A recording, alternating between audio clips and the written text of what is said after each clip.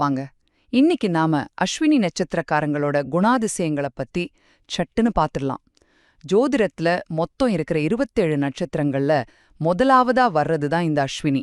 இது மேஷ ராசியில கேதுவோட ஆதிக்கத்துல இருக்கு. அதனாலேயே இந்த நட்சத்திரத்துல பிறந்தவங்களோட குணங்கள் ரொம்பவே தனித்துவமா இருக்கும். முதல்ல இவங்களோட இயற்கையான ஞானமும் தலைமை பண்பும். சொல்லப்போனா இவங்கள ஒரு ஏகலவன்னு கூட சொல்லலாம். ஏன்னா யாருடைய உதவியும் இல்லாம தானாவே எதையும் கத்துக்கிற அசாத்திய திறமை இவங்களுக்கு இருக்கு. ஒரு 5 பேர் கொண்ட நண்பர்கள் குழு இருந்தா அதுக்கு இவங்க தான் தலைவரா இருப்பாங்க.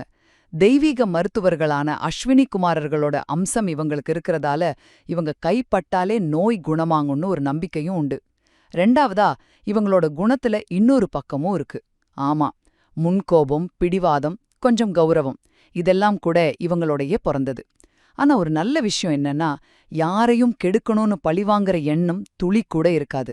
அம்மா மேல பயங்கர பாசமா இருப்பாங்க. கடைசியா இவங்களோட வாழ்க்கை பயணம்.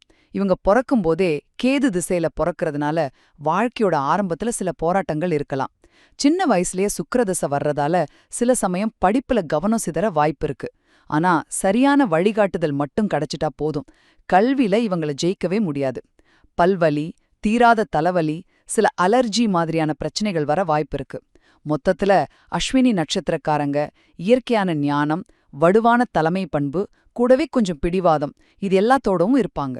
இவங்களுக்கு சரியான பாதம் மட்டும் அமைஞ்சா இவங்கள ஜெயிக்க ஆளே இல்ல.